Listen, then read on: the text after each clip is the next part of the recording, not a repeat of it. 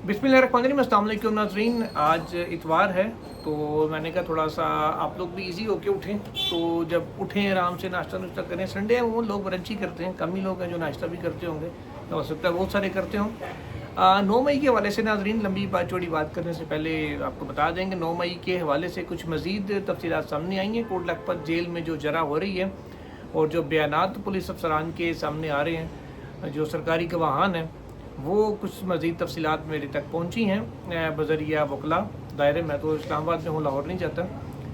वकला के लिए कुछ तफसीलात, कुछ रिकॉर्ड मुझ तक पहुँचे जो मैंने कहा आपको सामने वीडियो की सूरत में रखें।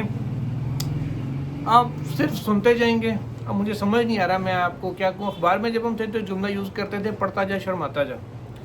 अब यहाँ आके मुझे समझ नहीं आ रही मैं अल्फाज क्या इस्तेमाल करूँ कि आप सुनते जाएँ और इसको हंसते जाएं, रोते जाएं या शर्माते जाएं, क्या करते जाएं, ये मुझे समझ में नहीं आ रहा। नाज़रीन, मजमूई तौर पर 4 गवाहान के बयान मैंने वैसे उस पूरे रिकॉर्ड में से अभी निकाले हैं, क्योंकि बड़ा लंबा चौड़ा रिकॉर्ड है सारा, तो मैं भी उसको पूरा मैं भी नहीं देख सका। जो 4 गवाहान हैं उनके मैं बयान आपके सामने रखता हूँ और देखिएगा कि किस तरीके से PTI की लीडरशिप को क्लीन चिट मिली है, और फिर अगली बात उसके बाद करते हैं। अब पहले ज़रा बयान की तरफ आ जाएँ। गवाह नंबर 23 है नाज़रीन, PW 23 मीन्स के प्रोसिक्यूशन विटनेस नंबर 23, ये हैं आबिद अजीज़, हेड कांस्टेबल हैं। ये साहब फरमाते हैं, इन्होंने अपने बयान में कहा कि शेर शाह पुल पर जब उन्होंने कहा जी मैं वहाँ गया था, वो जाने से पहले उन्होंने कहा मैं थाना फैक्ट्री एरिया में मौजूद था और जून 2023 तक मैं थाना फैक्ट्री एरिया में ही रहा, और जून 2023 के बाद मेरा तबादला थाना सर्वर रोड पे हुआ। अच्छा, अब वाक़या हो रहा है 9 मई को। ये साहब तब तक थाना फैक्ट्री एरिया में थे, थाना सर्वर रोड में मौजूद ही नहीं थे जिस FIR के अंदर ये गवाह बने हुए हैं। उन्होंने कहा कि जो ये बात सच है। उन्होंने तस्लीम किया कि जो गाड़ियाँ तबाह हुई थी, जिनको तोड़ा गया था, वो इस वक्त अदालत के बाहर मौजूद नहीं है। जैसे कल मैंने आपको बताया था गाड़ियाँ पेश नहीं की गई, उसकी तस्दीक इस गवाह के बयान से जरा से भी हो रही है। अच्छा, अब क्योंकि ये थाना फैक्ट्री एरिया का कांस्टेबल था, वहाँ की ड्यूटी होती थी, अब थाना सर्वर रोड की हदूद में जाकर ये जनाब सारा मामला देख रहा है और उस पर कार्रवाई भी कर रहा है और फिर आके गवाहियाँ भी दे रहा है। अब उससे पूछा गया कि आपको अपने थाने के हदूद से बाहर जाकर दूसरे थाने की हदूद में ड्यूटी करने का किसने कहा था? ये सवाल उनसे हुआ तो जनाब ने कहा कि जी मैं इस वक्त ये बात नहीं बता सकता, ना मैंने अपने स्टेटमेंट में ये बात कही जो 161 का स्टेटमेंट पुलिस को दिया था, ना शहादत में ये बात कही कि मुझे किसने ये बात कहा था, हुक्म दिया था कि जी आप अपने थाने की दूध छोड़ के दूसरे थाने की दूध में जाकर स्पेशल ड्यूटी करें, जबकि मर्र होता है हर थाने का जो ड्यूटीज असाइन करता है, लगाता है कि जनाब आप फलां जगह जाएं तो आपकी गश्त पे ड्यूटी है, आपकी फलां जगह ड्यूटी है। तो ऐसा नहीं हो सकता नाज़रीन के एक थाने का पुलिस एहलकार दूसरे थाने की दूध में जाकर ड्यूटी कर रहा हो, जबकि उसकी रजिस्ट्रेशन, उसके सारे मामला एक थाने में हैं। बल्कि आप किसी दूसरे थाने की दूध में जाके रेड भी नहीं कर सकते, मकामी थाने को इत्मीनान में लिए बगैर अगर करते हैं तो ये इलीगल तस्वुर होता है और आप डकैती के ज़ुमरे में आते हैं, आप गिरफ्तार हो सकते हैं इस पर। उन साहब ने कहा कि जी मुझे तो ये भी नहीं मैंने बताया कि जी जाने को हुक्म किसने दिया था, और मेरा सर्वर रोड वाले थाने की हदूद में जाने का मीन्स के वो जो रात बेकरी चौक है या जो जिना हाउस वाला एरिया है कि उस तरफ जाने का मेरा मकसद क्या था। उन्होंने कहा जी मैंने अपने बयान में ये भी नहीं बताया हुआ कि मैं क्यों वहाँ गया था, और रोज़नामचे में इंदराज होता है कि आप कहाँ ड्यूटी के लिए जा रहे हैं, आपको कहाँ साइन किया गया है। रोज़नामचे में भी उन्होंने कहा जी ऐसी कोई एंट्री मौजूद नहीं है कि मैं कहाँ जा रहा था और मैं क्यों जा रहा था। उन्होंने ये भी कहा कि मैंने जब जो कुछ वहाँ पे देखा तो मैंने अपना जो बयान पुलिस को रिकॉर्ड करवाया था 161 को, उसके अंदर मैंने किसी भी PTI की लीडरशिप का क़यादत का नाम नहीं लिया था जनाब कि कौन वहाँ था कौन नहीं था, ये बयान उन्होंने अपना दिया। तो अब ये लोग नॉमिनेट कैसे हुए ये फैसला आप कीजिएगा। अगले गवाह की तरफ आते हैं। हर गवाह के साथ जो आगे जा रहे हैं, वीडियो पूरी देखिएगा, चीज़ें इंटरेस्टिंग होती जा रही हैं। ये इंस्पेक्टर मोहम्मद जमील साहब हैं जी, PW 16।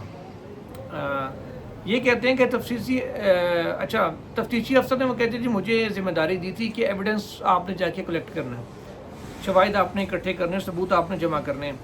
नाज़रीन, कानून, पुलिस रूल्स, CRPC, ये सब चीज़ें इंतहाई वाज़ेह हैं कि शवाहिद जमा करना, मौके पर जाके मुआयना करना, एक एक चीज़ को मुतलका जो भी एविडेंस आपने पेश करना है वो सिर्फ़ और सिर्फ तफ्तीशी अफसर की ज़िम्मेदारी है। वो चाहे ASI हो, चाहे वो सब इंस्पेक्टर हो, चाहे उससे आला रैंक का अफसर हो, उसने खुद जाके सारा कुछ करना है। वो ऐसा नहीं है कि आगे वो कोई चौधरी या चेयरमैन है, आगे 4 कामें रख ले कि वो जा भाई بشیر تو ہے کر لیا تو صغیر تو ہے کر لیا، یہ ممکن نہیں ہوتا، یہ قانون میں اس کی گنجائش نہیں ہے۔ تفتیشی افسر نے خود موقع پر جا کے نقشہ بنوانا ہوتا ہے، ظاہر نقشہ نویس سے ہی وہ بناتا ہے، ڈائریکٹ خود تو نہیں بنا سکتا، لیکن اپنی موجودگی میں سارا کچھ تیار کرواتا ہے، اسکیچ ہو یا کوئی بھی چیز ہو، گواہان کی موجودگی ہوتی ہے اور اسکیچ میکرز کے ساتھ اس نے بیٹھنا ہوتا ہے۔ یہاں پہ ناظرین یہ انسپیکٹر جمیل صاحب فرما رہے ہیں کہ مجھے تفتیشی افسر نے جناب یہ ذمہ داری دی تھی کہ سیف سٹی کا تمام ڈیٹا جو ہے نا آپ لے کے آئیں۔ انہوں نے کہا جی مجھے ڈی آئی جی صاحب نے کہا تھا، زبانی طور پہ انہوں نے یہ بتایا تھا، لیکن انہوں نے کہا جی تفتیشی نے مجھے ایک کام سونپا تھا کہ آپ نے جناب وہ شواہد اکٹھے کرنے ہیں، اور انہوں نے یہ بھی مانا کہ قانون میں اس بات کی کوئی گنجائش نہیں ہے، یہ کام تفتیشی افسر نے خود کرنا ہوتا ہے، مینس کہ وہیں سے مان گیا کہ جو اس کا کلیکٹ کرتا ایویڈنس ہے وہی لیگل ہے۔ اس کے اوپر سپریم کورٹ کی ججمنٹس کے ہیں، آگے چل کے آپ کو بھی بتاؤں گا، پہلے پورا بیان سن لیں۔ پھر وہ کہتے ہیں جناب کہ میں سیف سٹی اتھارٹی سے میں نے ڈیٹا لے کے تفتیشی افسر کو دیا تھا، فائن ٹھیک ہے۔ پھر وہ آگے چل کے وہ کہتے ہیں سیف سٹی اتھارٹی میں کب گیا تھا، میں کس شخص سے ملا تھا، میں نے اپنے بیان میں یہ بات قطعاً نہیں بتائی، ذکر ہی نہیں کیا کہ میں شواہد اکٹھے کرنے گیا، سیف سٹی اتھارٹی میں گیا، میں کب گیا تھا، کس دن کس تاریخ کو، اپنے ایک ایک چیز بتانی ہوتی ہے اپنے بیان میں، اور پھر میں وہاں جا کے کس سے ملا، میں نے کس کو کیا بات کی، یا ریٹن دیا یا زبانی کہا، انہوں نے مجھے ڈیٹا پھر نکال کے دیا۔ وہ کہتے ہیں میں نے کچھ بھی اپنے بیان میں اس کا ذکر تک نہیں کیا۔ اچھا جو سی ڈی ان کو دی گئی تھی تیار کر کے، وہ کہتے ہیں وہ کب تیار کی تھی، کس نے تیار کی تھی، اور ان کے حوالے کب کی، مینس کہ یہ انسپیکٹر جمیل صاحب کو سی ڈی کب ملی تھی، انہوں نے اس کا بھی اپنے بیان میں کوئی ذکر نہیں کیا کہ مجھے ایک دن بعد انہوں نے دی، 2 دن بعد دی، اسی وقت نکال کے دے دی۔ تو یہ سارا ناظرین پورا میمو بنتا ہے، ریکوری میمو، اس کے اندر یہ ساری چیزیں شامل ہوتی ہیں کہ کون سا ایویڈنس آپ نے کب اکٹھا کیا تھا، روزنامچے میں پولیس ڈائری میں باقاعدہ انٹری ہوتی ہے، ایسا کوئی چیز انہوں نے اپنے بیان میں کہی نہیں کہ وہ ریکارڈ کا حصہ بنتی۔ پھر انہوں نے کہا کہ کن کیمراز کی مدد سے یہ ویڈیو حاصل کی گئی، یہ بھی انہوں نے نہیں بتایا۔ اچھا اس میں ایک آپ کو چیز بتاتا ہوں کہ سیف سٹی اتھارٹی کے جتنے بھی کیمراز لاہور میں، اسلام آباد میں، پنڈی میں جہاں بھی لگے ہوئے ہیں، ہر کیمرے کا ایک مخصوص نمبر الاٹ ہوتا ہے، کیمرہ نمبر 1 2 3 4 5 6 7 اس طریقے سے۔ اب کون سے کیمروں کی فوٹیج آپ نے مانگی ہے تو آپ نے بتانا ہوتا ہے، جس کو ریکوائرڈ ہوتی ہے کہ یار مجھے فلاں جگہ پہ فلاں کیمرے، اس ایریے کے جو کیمرے ہیں ان کے مجھے فوٹیج دیں۔ اب کیونکہ یہ ایویڈنس کے طور پہ استعمال ہونی ہوتی ہے سیف سٹی کی فوٹیج، تو ایویڈنس کے طور پہ اس کو لانے کے لیے آپ نے بتانا ہوتا ہے کہ فلاں کیمرے کی یہ فوٹیج ہے، فلاں جگہ کی ہے۔ وہ کہتے ہیں جی مجھے تو اس حوالے سے کوئی علم نہیں ہے کہ سیف سٹی نے جو مجھے فوٹیجز دی ہیں یہ کن کیمروں کی بنی ہوئی ہیں۔ اچھا یہ ساتھ کہ انہوں نے یہ بھی بتایا کہ الیکٹرانک ڈیٹا کا سرٹیفکیٹ بھی مجھے سیف سٹی اتھارٹی سے میں نے نہیں لیا، نہ انہوں نے مجھے دیا کہ ہم آپ کو فلاں الیکٹرانک ڈیٹا آپ کو پرووائڈ کر رہے ہیں، لہٰذا آپ یہ لے جائیں اور جا کے فلاں بندے کو دے دیں یا اپنی ضرورت کے مطابق اس کو استعمال کریں۔ انہوں نے کہا کہ جو سیف سٹی سے ڈیٹا لینے کا باقاعدہ پرمیشن ہوتی ہے، پرمیشن لیٹر ہوتا ہے جو آپ سیف سٹی اتھارٹی کو دیتے ہیں کہ جناب میں باقاعدہ مجھے ایک بااختیار بنایا گیا کہ میں آپ سے یہ ڈیٹا لے سکوں، فلاں تفتیش میں استعمال کرنا، پراپر طریقہ کار ہوتا ہے سرکاری۔ اور وہ کہتے ہیں جناب میں نے نہ تفتیشی افسر کے سامنے وہ رکھا اور نہ ہی وہ کہتے ہیں کہ میں عدالت میں اس کو اپنی گواہی کے دوران پیش کر سکا کہ یہ میں نے یہ پرمیشن تھی مجھے اس لیٹر کے تحت جو میں نے جا کے ڈیٹا وہاں پہ لیا۔ جب آپ نے ناظرین کوئی ایویڈنس کوئی بھی چیز ایک سے دوسری جگہ منتقل کرنی ہوتی ہے نا، تو پولیس رولز کے مطابق آپ نے روزنامچے میں انٹری کرنی ہوتی ہے اور روڈ سرٹیفکیٹ لینا ہوتا ہے کہ میں اس چیز کو، اس ایویڈنس کو یہاں سے وہاں لے کے جا رہا ہوں، یا میں نے وہاں سے یہاں اس کو تھانے میں لے کے آنا ہے تفتیش کے لیے، ایویڈنس کا کوئی بھی پیس ہو اس کے لیے روڈ سرٹیفکیٹ کی ضرورت ہوتی ہے۔ تو وہ انہوں نے کہا جی روڈ سرٹیفکیٹ تو لازمی ہوتا ہے، اور اس ساری معاملے کا نہ روزنامچے میں کوئی اندراج ہے نہ ہی کوئی روڈ سرٹیفکیٹ صاحب کے پاس تھا جو ڈیٹا لے کے آئے تھے۔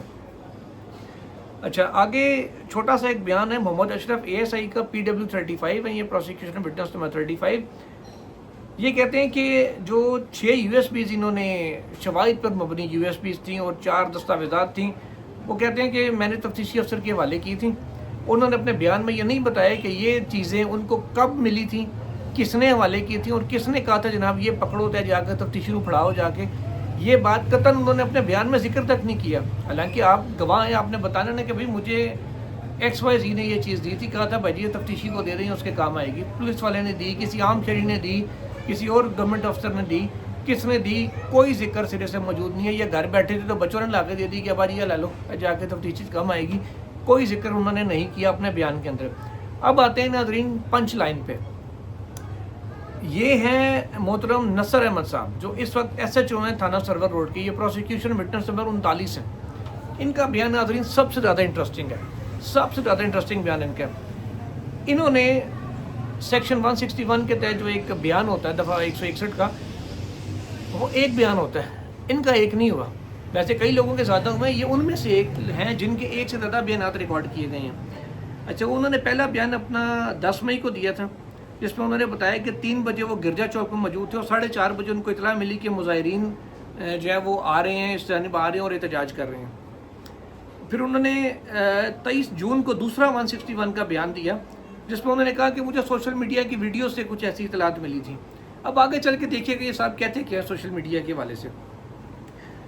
پھر وہ مزے کی بات یہ ہے کہ جو انہوں نے پہلا بیان موقع پہ جب وہ تھے موجود تھے, انہوں نے سارا کچھ اپنی آنکھوں سے دیکھا, دیکھتے جا کے انہوں نے اپنا اسٹیٹمنٹ ریکارڈ کرایا تفتیشی افسر کو.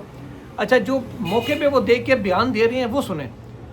وہ کہتے ہیں میں نے اپنے ابتدائی بیان میں کسی ملزم کا ذکر تک نہ کیا, نہ میں نے کسی کا نام لیا, اور نہ یہ بتایا کہ کس بندے نے کیا کردار ادا کیا, کون ڈنڈے مار رہا تھا, کون آگ لگا رہا تھا, کوئی توڑ پھوڑ کر رہا تھا, کوئی کیا کر رہا تھا. صرف سنتے جائیں. پہلی بات تو عموماً بندے کے منہ سے فوری طور پہ سچ ہی نکل آتی ہے نا موقع پہ جو ہوتی ہے. اب وہ کہہ رہے ہیں میں نے اچھا اپنے پہلا جو ان کا بیان تھا 10 مئی کو, جس میں وہ 9 مئی کے واقعات بیان کریں, کہتے ہیں میں نے اپنے بیان میں کوئی ذکر نہیں ایسا کیا تھا کہ مظاہرین پتھراؤ کر رہے تھے یا سرکاری گاڑیوں کو انہوں نے توڑا تھا. کہتے ہیں میں نے اپنے بیان میں ایسا کوئی ذکر ہی نہیں کیا تھا. نہ انہوں نے یہ بتایا کہ جی ان کے مظاہرین کے پتھراؤ سے, ان کے تشدد سے, ان کے ڈنڈے مارنے سے کوئی پولیس اہلکار زخمی ہوا تھا. البتہ وہ کہتے ہیں یہ سب کچھ میں نے جو 23 جون کو 9 مئی کے کہہ لیں کہ کوئی 10 اور 15 1.5 ماہ بعد کہتے ہیں جو میں نے بیان ریکارڈ کروایا, اس کے اندر میں نے ساری باتیں کہی تھیں. مطلب جب تازہ انسان کو یاد ہوتا ہے کہ میں نے کس کو کیا کرتے دیکھا تھا, اس وقت ان صاحب کو کچھ بھی نہیں یاد تھا, انہوں نے کچھ بھی نہیں بتایا تھا. 1.5 مہینے بعد ان کو یاد آ رہا ہے کہ ہاں جی یہ سارا کچھ ہوا تھا. اچھا, اس کے بعد وہ آگے چل کے کہتے ہیں موقع پر پہنچنے کا جو غلط وقت ہے نا میں نے لکھوایا تھا, اور ساتھ ہی وہ یہ کہتے ہیں کہ میں نے مظاہرین کے نہ نعرے لگانے کا ذکر کیا کہ جناب مظاہرین آئے تھے وہاں پہ مظاہرہ اور وہ نعرے بازی کر رہے تھے, نہ وہ کہتے ہیں کہ میں نے ان کی جانب سے مظاہرین کی جانب سے پولیس کے اوپر کسی قسم کے حملے کا ذکر اپنے پہلے بیان میں کیا تھا. اور ساتھ وہ یہ بھی کہتے ہیں کہ میں نے اپنے پہلے بیان میں کسی کے مسلح ہونے کا یا ڈنڈا بردار ہونے کا بھی ذکر نہیں کیا تھا. سنتے جائیں خالی کہ یہ صاحب مطلب یہ کتنا بڑا ایویڈنس ہے لوگوں کا. وہ اتنا پکے کیس میں ثبوت دے رہے ہیں کہ جناب نہ ان کو کوئی وہاں ڈنڈے والا نظر آیا, نہ کوئی پتھر والا نظر آیا, نہ مظاہرین نے نعرے لگائے, نہ پولیس نے حملہ کیا. انہوں نے ایسی کوئی بات بتائی نہیں اپنے ابتدائی بیان میں. 1.5 مہینے بعد ان کو یاد ہے کہ سارا کچھ ہوا تھا, میں تو بھول گیا سی. اچھا, اور 11 جولائی کو اور 12 دسمبر کو 2023 کی یہ بات ہو رہی ہے. وہ کہتے ہیں 2 دفعہ شناخت پریڈ ہوئی ہے, 2 شناخت پریڈوں کا میں حصہ رہا ہوں. اور اعجاز چودھری صاحب کو کہتے ہیں میں نے دونوں شناخت پریڈوں میں شناخت نہیں کیا کہ ہاں جی یہ بندہ بھی وہاں موجود تھا اور یہ وہاں پہ توڑ پھوڑ کر رہا تھا یا لوگوں کو اشتعال دلا رہا تھا یا نعرے بازی کر رہا تھا یا کیا کر رہا تھا. 1.5 مہینے بعد اس کو یاد آتا ہے کہ توڑ پھوڑ سارا کچھ ہوا. لیکن اس کے بھی 1 مہینے بعد بھی, ان کے 2.5 مہینے بعد پہلی شناخت پریڈ ہوتی ہے اور تقریباً 6-7 مہینے بعد دوسری شناخت پریڈ ہوتی ہے جیل میں. دونوں میں وہ اعجاز چودھری کو نہیں پہچانتا کہ ہاں جی یہ بندہ وہاں موقع پہ موجود تھا کہ نہیں. اس کا مطلب ہے اعجاز چودھری صاحب کو یہاں تک تو ملے گی کلین چٹ کہ ان کی موقع پہ موجودگی. خود ایک گواہ کہہ رہے کہ جی میں نے اس کو شناخت نہیں کیا, نہ موقع پہ دیکھا تھا. سوشل میڈیا کے حوالے سے بڑی انٹرسٹنگ بات اب ان صاحب کی سنیں. وہ کہتے ہیں جناب کہ میں تو میٹرک پاس ہوں, matric pass S H O صاحب ہیں, میری تعلیم سے میٹرک ہے. ان سے پوچھا گیا کہ آپ کی کوئی فیس بک آئی ڈی ہے, کیونکہ آپ نے کہا جی آپ کو سوشل میڈیا سے بھی اطلاع ملی تھی. انہوں نے کہا جی بالکل میری فیس بک آئی ڈی ہے. ان سے پوچھا کہ آپ کی کیا آئی ڈی ہے. انہوں نے کہا جی مجھے تو کمپیوٹر کا میں کوئی ایکسپرٹ نہیں ہوں, نہ مجھے کمپیوٹر اتنا کچھ استعمال کرنا آتا ہے, البتہ میں صرف گیم شیم کھیل لیتا ہوں, کھیلنے کے لیے استعمال کر لیتا ہوں کمپیوٹر کو.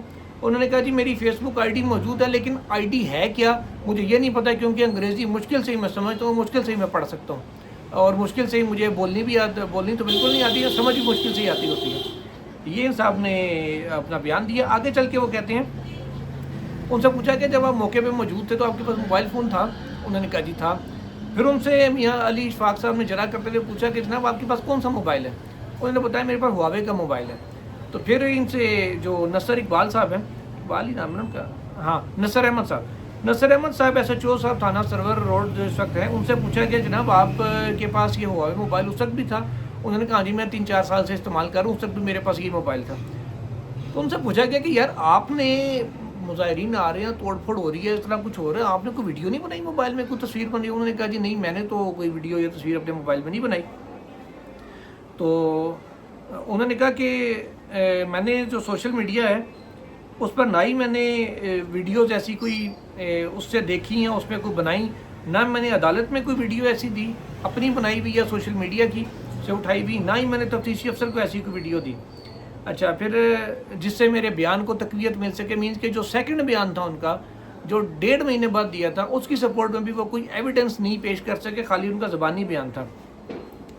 انہوں نے کہا کہ میں نے اپنے بیان میں یہ بھی نہیں بتایا تھا کہ میں نے کب, کہاں اور کیسے کسی سیاسی لیڈران کی تقریر سنی تھی. مینس کہ جو تقریریں کہتے ہیں وہاں کرتے رہے اور سارا کچھ ہوتا رہا, تو وہ کہتے ہیں کہ کسی کو بھی میں نے تقریر سنی ہی نہیں, نہ میں نے یہ بتایا کہ میں نے کب تقریر سنی, کس کی سنی.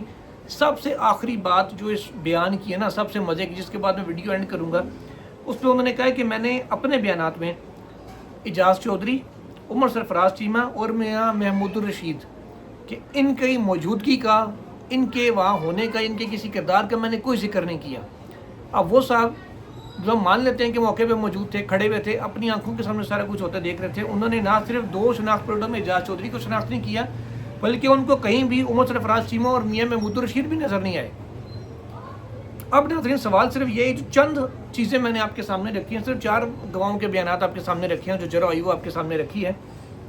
مجھے صرف ایک بات بتائیں, ان جرح کے بعد بھی, اس ایویڈنس کے سامنے آنے کے بعد بھی, اگر آج بھی اعجاز چودھری صاحب, میاں محمود الرشید صاحب اور عمر سرفراز چیمہ صاحب جیل میں ہیں, ان کی ضمانتیں نہیں ہو رہی, تو پھر آپ اس نظام انصاف کے اوپر انا للہ پڑھ لیں. اسی ایم نہیں 140ویں نمبر دے آڑے دوالے پہنچے ہوئے, پتہ نہیں, شاید ہمیں تو ان کو نکال کے لسٹ سے باہر پھینک دینا چاہیے اگر اس قسم کے ہم نے کام کرنے ہیں تو, کیونکہ اب فیصلوں کی گھڑیاں قریب آ چکی ہیں. تو اس لیے میں نے سوچا کہ 9 مئی کے اوپر یہ پوری ایک سیریز چل رہی ہے, تو جو ایویڈنس, جو چیزیں سامنے آ رہی ہیں آپ کے سامنے لاؤں.